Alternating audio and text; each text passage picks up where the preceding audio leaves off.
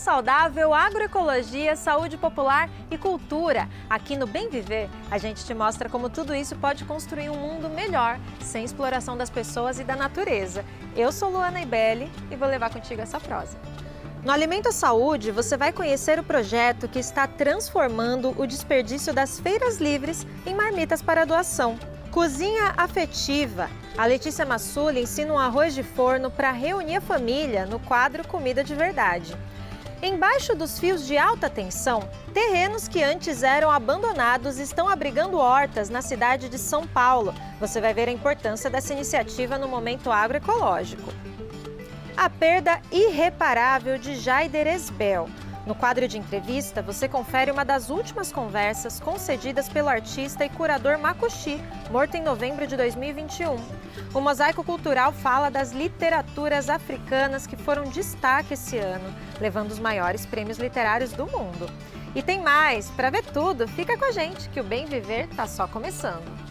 O Brasil está entre os 10 países que mais desperdiçam alimentos em todo o mundo, segundo a ONU. Nas feiras livres, esse problema fica bem visível. Uma pesquisa da Universidade de São Paulo, por exemplo, mostrou que só na capital paulista o desperdício chega a 33 mil toneladas por ano. Bom, nesse contexto surgiu o projeto que percorre feiras livres para salvar alimentos em boas condições que iriam para o lixo. Os legumes, frutas e verduras são utilizados no preparo de marmitas para doação. Vamos conferir no Alimento à Saúde.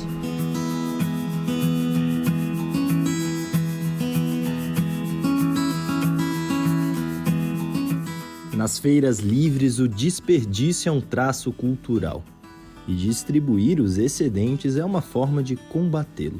Quantos alimentos poderiam não ir para a lixeira e alimentar mais pessoas se ele não tivesse como único destino a mesa de quem tem dinheiro? Então, acho que a feira ela é esse agente multiplicador. Desde 2010, o aproveitamento integral dos alimentos desprezados é a tônica do trabalho da Creative Commons. De lá para cá, já foram mais de 60 toneladas de alimentos recolhidos todas as quintas na feira da rua Caiubi, na zona oeste de São Paulo. Fábio não se conforma ao ver tanta comida boa indo para o lixo. Essa realidade de reciclagem é um pouquinho triste, porque não é dada a devida atenção. Porque é uma coisa importante e, infelizmente, o pessoal não leva a sério. Antes de dizer que, sei lá, que eu sou ponta da lança ou coletivos alternativos coletam alimentos, existe um fator que é a invisibilidade das famílias que coletam a vida inteira, que me ensinaram a coletar.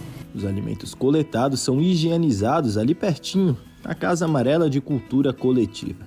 Por lá, uma parte é consumida pelos próprios moradores. O restante é distribuído em ocupações populares e alcança mais de 70 cozinhas comunitárias. Quem quer folhas, levanta a mão. Tem muita alface, alface roxa, alface verde e tem uma caixa de mandioquinha. Hoje as xepas de feira se expandem e são comuns também em outras regiões de São Paulo. Mas ainda é um longo caminho a percorrer para acabar com o desperdício. Coletar alimento do chão não é revolucionário. Revolucionário seria não jogar no chão.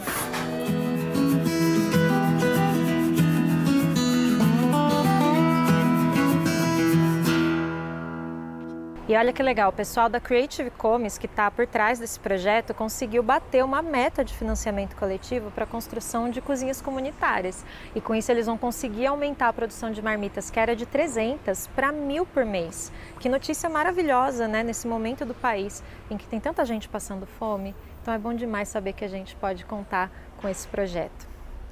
Em casa também dá para reaproveitar alimento e transformar o que ficou sobrando em pratos deliciosos para reunir a família no domingo. Eu estou falando do arroz de forno que a Letícia Massula vai ensinar para a gente agora no Comida de Verdade. Letícia, chega mais! Oi, Luana. Oi, pessoal de casa. Vocês já estão cansados de saber que se tem uma coisa que não sobra aqui em casa, é arroz. Então, bora lá aprender mais uma receita de reaproveitamento de arroz.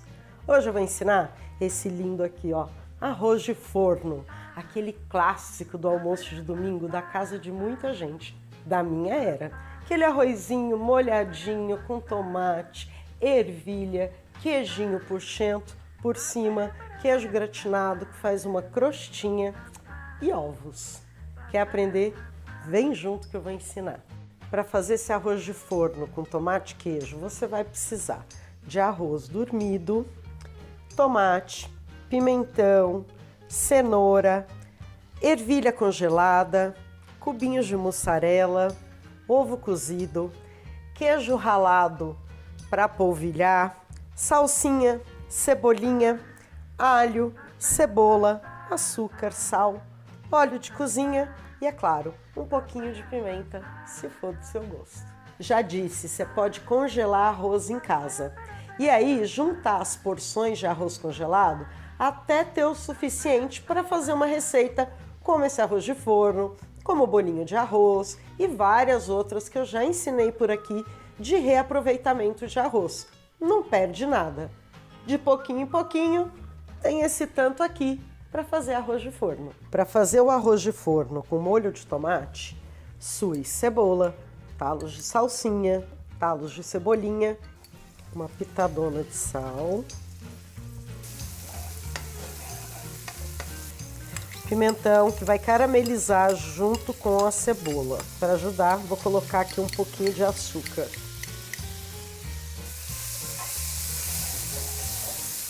O refogado, que nossos amigos latinos que falam espanhol chamam de sofrito, é a base de sabor de toda a comida. Então, capricha nele. Olha esse aqui que delicinha. Pimentão, cebola, talo. Daqui a pouco vai entrar o alho. É assim que a comida fica com pegada de sabor. Cebola e o pimentão já caramelizaram. Eu vou colocar o alho. E o alho vai só suar para soltar o sabor. Vou colocar aqui um pouco de cenoura. Vou refogar a cenoura até ela mudar de cor, ficar translúcida. Cenoura já murchou, já mudou de cor. Vou juntar tomatinho, que eu trouxe lá do armazém do campo. E vou colocar também uma colher de extrato de tomate, que eu também trouxe lá do armazém do campo. Basta uma colher. Vou misturar tudo, deixar o tomate começar a amolecer. Última refogada no tomate, vou acrescentar água para cozinhar o molho. Coloquei água, agora vou deixar o molho cozinhar, tampadinho. E vai demorar uns 5 minutos, eu vou experimentar, ver se já está com gosto de cozido, senão eu vou deixar cozinhar mais um pouco, até ele tá bem gostoso. Aí a gente vai finalizar.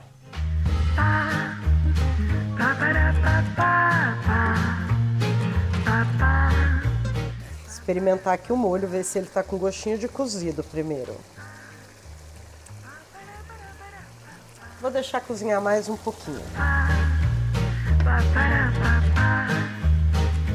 Vou abrir, vou botar a ervilha e vou experimentar o sal.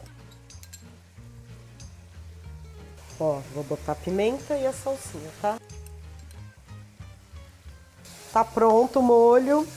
Agora é só juntar o arroz, passar pro refratário, levar pro forno. Vou juntar aqui todo o arroz com o molho.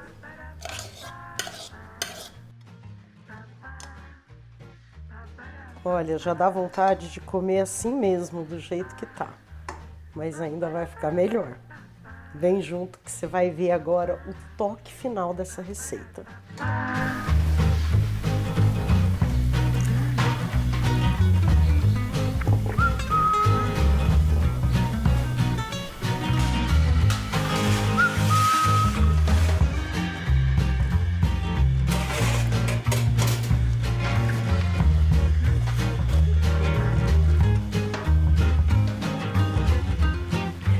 Falei que essa receita é memória afetiva. Na minha infância, esse arroz de forno era muito chique. A gente chamava de risoto. E quando ia pra praia, passar uma temporada, ainda acrescentava uns camarãozinhos. É, meu bem, comida fina. E é com esse gostinho de comida afetiva e queijinho puxento que hoje eu me despeço de vocês. Um beijo e um queijo muito puxento. Até a próxima, pessoal. Eu consigo lembrar direitinho do cheirinho, da aparência do arroz de forno que era feito pela minha família também quando eu era pequena, que era uma super reunião também de domingo. E lá eles faziam como se fosse uma lasanha de arroz. Então tinha as camadas de arroz, de presunto, de queijo, com um monte de queijo ralado assim por cima. Ficava uma delícia. Acho que cada família tem o seu jeitinho especial de fazer, né? Então fica mais uma opção. Letícia, muito obrigada por mais essa receita. Beijo para você e até a próxima. Vamos para o momento agroecológico. Nas grandes cidades, sobram espaços públicos abandonados ou mal utilizados. Um exemplo são os terrenos que ficam embaixo dos fios de alta tensão, onde é proibido construir. Em São Paulo, vários desses espaços foram transformados em hortas. Além de produzir alimento, a iniciativa também promove educação ambiental.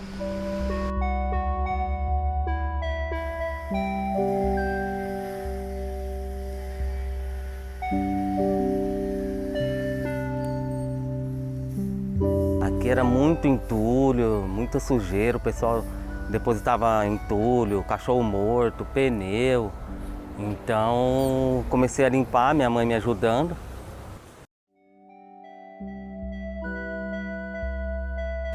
Na verdade, eu passei quase 3 anos só tirando lixo. E assim mesmo hoje ainda tiro alguma coisa. Há esperança embaixo dos fios de alta tensão da cidade de São Paulo. Em meio ao concreto, em pequenas porções de terra fértil antes abandonadas, é a agroecologia que tem brotado. Uma das punks mais preciosas que eu tenho aqui na horta, que é a rucoleta, é a rúcula selvagem. Isso aqui é natural, não tem química, não tem nada. Pode dar uma lavadinha e comer. Natural. Cleusa foi quem ajudou o filho Kleber na saga de transformar o terreno abandonado no Parque São Lucas, sudeste da capital. Ela deixou de lado o trabalho como assistente social e hoje se dedica exclusivamente ao espaço, batizado de Recanto Araúna. As crianças que não gostavam de salada hoje gostam, porque viu como planta. Então as crianças pegam amor, né? E é isso, a gente quer fazer uma geração que vai gostar de verdura, de comer essas coisas, né? Uma berinjela tirada na hora, uma salsinha, uma cebolinha para fazer uma sopa. E a gente cuida desse espaço com o nosso coração. A gente tem o nosso coração aqui, porque a gente gosta muito daqui. O cuidado que começou com mãe e filha há 22 anos, hoje reverbera no entorno do local. Os vizinhos se encantam com tanta natureza e diversidade. E, claro, não deixam de levar sua verdurinha para casa. É o caso da Jandira. Isso é tudo, entendeu? Comer as coisas sem agrotóxico é tudo, entendeu? Isso, as coisas assim, se a gente comesse só isso, a gente tinha uma saúde melhor, né? Já no bairro Casa Verde, Rita está há 15 anos embaixo dos fios. Seu espacinho, chamado de É Hora da Horta, é conhecido como Viveiro das Punks na Zona Norte. Taioba, Araruta, Serralha, Ora Pronobis, são tantas que é preciso cuidado para não pisoteá-las. Há uns 5 anos atrás ninguém conhecia mais as punks. Quem conhecia eram nossos avós, tataravós, que plantavam, né? Porque ela plantava ou nascia, porque a punk ela nasce em qualquer lugar. Você pode. Agora eu estou tentando domesticar, tentando pôr no canteiro, mas mesmo assim ela teme sair para fora. No espaço de Rita, as feiras e oficinas agroecológicas eram frequentes antes da pandemia. Hoje, um dos projetos de maior integração são as composteiras termofílicas. É lá onde boa parte da vizinhança vem trazer seus resíduos.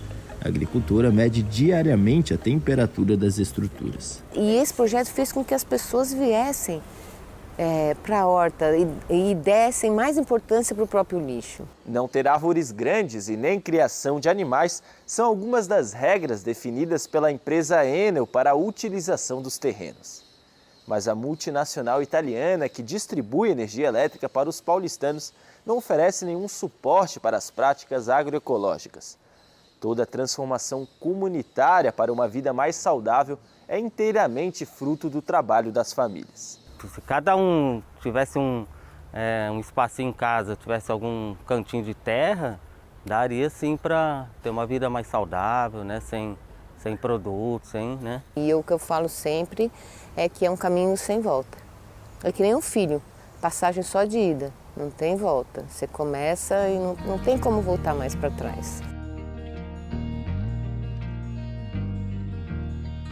Meu nome é Lorival Brandt da Silva, sou morador do Padre Roque Zimmermann, acampamento do MST. Sou coordenador geral, onde nós estamos se aproximando dos 3 anos aqui no acampamento já. E várias conquistas temos conquistado aqui nesses 3 anos. Uma delas recém que chegou para nós agora aqui é a certificação do selo orgânico, onde junto vem grandes oportunidades, né, de nós participar aí de merenda escolar e tudo mais, né, as portas que podem se abrir para nós trabalharmos aqui e tirarmos uma renda aqui, né, no nosso campo. Parabéns a todos do acampamento Padre Roque Zimmermann por essa conquista. Que bom ver gente usando terra para produzir comida de verdade. Um abraço para vocês em nome de toda a nossa equipe. E você de casa que também participe de um movimento social, de uma iniciativa agroecológica, você também pode participar aqui do programa. É só deixar a sua saudação nas redes sociais com a hashtag BemViverNaTV. Vamos agora para a nossa dica de saúde. A diabetes é uma doença causada pela produção insuficiente ou má absorção de insulina, o hormônio que regula a glicose no sangue e garante energia para o organismo. As complicações da diabetes podem prejudicar o coração, olhos, rins e nervos. E, em casos mais graves, podem levar à morte. O pior é que a doença é silenciosa. Quase metade das pessoas com o problema não fazem ideia disso. Então é muito importante ter atenção aos sinais. Vamos saber quais são eles com o médico Aristóteles Cardona. A diabetes é um problema muito comum em nossa realidade no mundo e também aqui no Brasil, especialmente um tipo de diabetes que representa mais de 90% dos casos, que é a diabetes tipo 2. São 3 na realidade. É uma sede excessiva, é a pessoa que passa a ter uma sede muito maior do que costumava ter no dia a dia. Segundo, a pessoa passa a urinar numa quantidade muitas vezes bem maior do que se costumou urinar ou costuma urinar ao longo do tempo, né? Às vezes tem que levantar várias vezes à noite para fazer xixi e isso chama a atenção.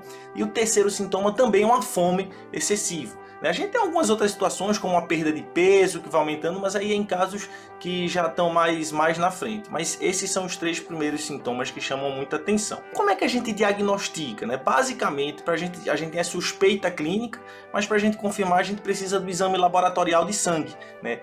Verificada a questão o que a gente chama glicemia, né? Para identificar como é que está o açúcar no sangue, no nosso sangue. A diabetes é uma consequência de vários fatores, inclusive fatores genéticos, fatores que a gente não pode alterar, né? Mas há situações, há mudanças, há um determinado estilo de vida que nos ajuda não a evitar completamente, porque em muitos casos a gente não consegue evitar, por mais cuidados que se tenha, né? Mas faz com que a gente nos mantenhamos mais saudáveis, né? E isso muitas vezes até retarda o processo ou até mesmo evita. Que é ter bons hábitos alimentares. O que seria isso? É evitar, né, a gente ter uma alimentação muito baseada em industrializados, alimentos que têm muito açúcares, né? Inclusive evitar colocar demais esse açúcar no alimento, por exemplo, e ter bons hábitos também de atividade física, na medida do que o tempo no dia a dia nos permite, né? Esportes e outras coisas mais, né? Não ficar muito sedentário, como a gente costuma dizer. No comecinho de novembro de 2021, a perda inesperada de Jaider Esbel deixou uma tristeza profunda na comunidade artística brasileira. Esbel era da etnia Macuxi e um dos teóricos de arte indígena mais consistentes do país. Ele vivia o auge do reconhecimento como estudioso e artista e foi o curador da mostra Moquém Xurari, que faz parte da Bienal de São Paulo. Jaider Esbel deu uma de suas últimas entrevistas para o Brasil de Fato. Na conversa, ele falou da arte como espaço para mostrar que os saberes dos povos indígenas não são algo exótico ou coisa do passado.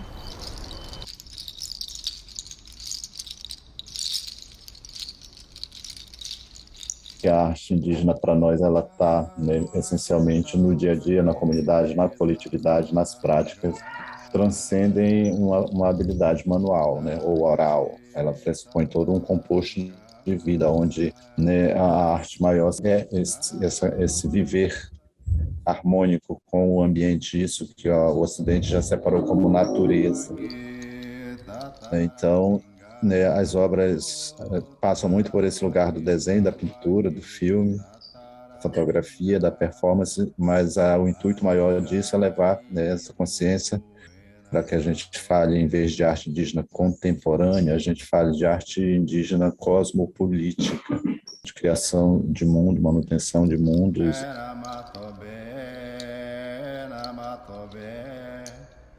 Tenho 42 anos, desde os 6 que eu escuto histórias fantásticas, né? Escuto histórias que hoje eu já não entendo mais como fantástica, mas como parte da nossa cosmologia, parte da nossa narrativa de mundo mesmo. Né? Então, eu venho dessa linhagem, digamos assim, dessa natureza, né? De ser neto do Macunaíma, ou do Macunaímã, que é essa energia extremamente transformadora, constante, né? Que não pressupõe uma linearidade para essa energia da abertura, da expansão, né? Da constante movimentação, fazendo esses exercícios de desafiar a esse para ir além das formas que já se conhecem, né? Buscando outros elementos. Para tentar trazer para o ambiente da visualidade esse lugar que não se alcança, né? Um lugar onde só a imaginação pode alcançar. Um exercício também muito profundo de escuta, de silêncio. Que os povos indígenas têm seus próprios sistemas de arte, com fundamentos próprios, razões, intensidades, e que eles não pressupõem uma cópia ou um arremedo do modelo europeu de arte, mas a gente se corporifica nesse lugar de artista e nesse lugar do objeto arte para falar de política e falar desses nossos outros sistemas. O que a gente tentou trazer na Muken Churari e colocar nesse palco é um ponto de encontro que valide o nível de conhecimento, o nível de tecnologia alcançado ou preservado, entre aspas, né, por esses indivíduos que são representantes de sociedades, civilizações originárias, né, e como a gente pode atravessar isso, conectar essas tecnologias com as máquinas de ponta, né, como isso que se entende por tecnologia propriamente dita, né, os softwares, os hardwares. A gente está, né, tentando escapar um pouco dessa visão estereotipada de que o indígena é uma coisa do passado, que, né, não se comunicou, não interagiu, e enfim, foi varrido do mapa, né? Então a gente apresenta aí uma existência plural, contemporânea, que acessa essa questão do tradicional e que, né, mergulha nesse desafio comum de pensar um mundo viável para tanto os índios, quanto pretos, quanto mulheres gays, todas as classes, né? As artes, né, essa palavrinha tão pequena e tão poderosa, ela remete a uma memória, a uma inquietação e inevitavelmente provoca diálogos, né? Provoca falas, que as pessoas se manifestem e falem sobre colonização, sobre processos mesmo de invasão e todas essas questões que precisam ser faladas para, né, desbloquear um pouco essa consciência que o Brasil não tem de si mesmo, né, de onde vem, né. As artes visuais, especialmente as pinturas, né, tem sido esse carro-chefe, assim, por onde a gente tem avançado mais, né, alcançado muito mais pessoas, organismos, instituições.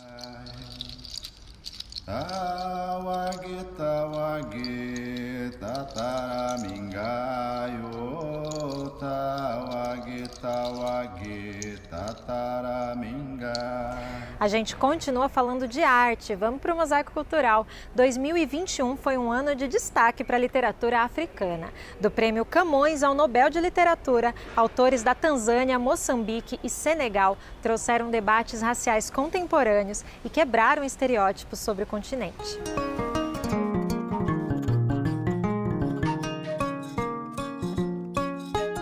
A literatura africana, ou melhor, as literaturas africanas, estão em alta nos prêmios internacionais em 2021. O Nobel foi para o tanzaniano Abdulrazak Gurnah. A moçambicana Paulina Chiziane levou Camões, voltado para escritores de língua portuguesa. E o senegalês Mohamed Sarr ficou com o Goncourt, de literatura francesa.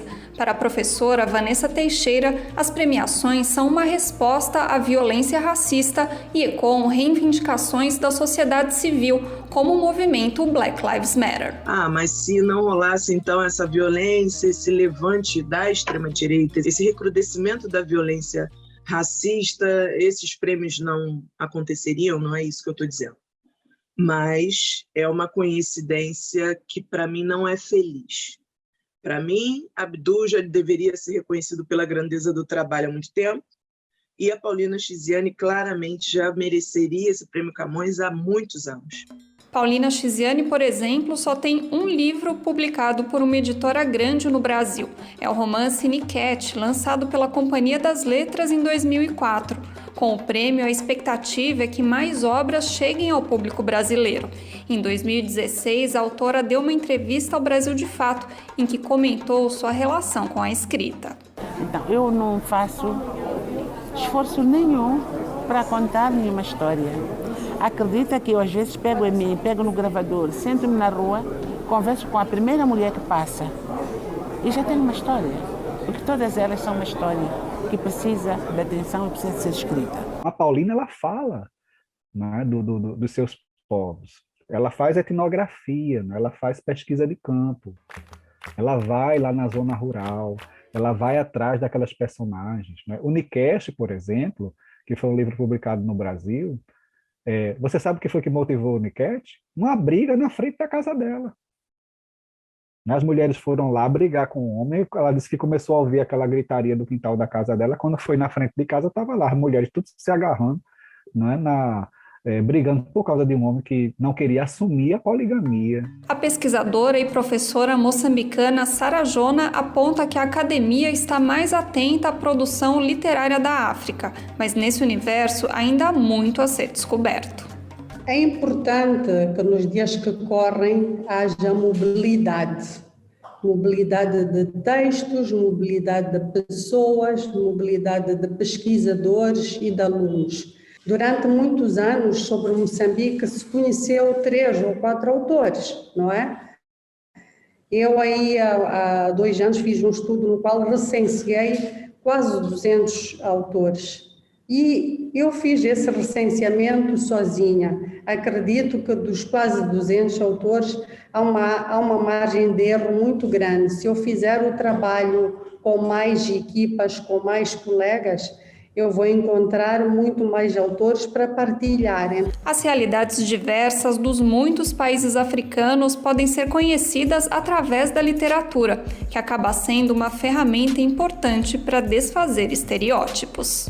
Sabe que a literatura, ela nasce desse espelhamento, um espelho que vai ser distorcido, contorcido, refeito, mas que nasce dessa vivência, né, desse lugar com a realidade. Eu acho que esses romances, essas obras dão um estalo, deixam aquele gostinho de quero mais, principalmente porque são grandes escritores, grandes obras, para alguém que chegou numa livraria, ficou curioso, pegou esse título e pensou, gente, isso eu não sabia, quero saber mais.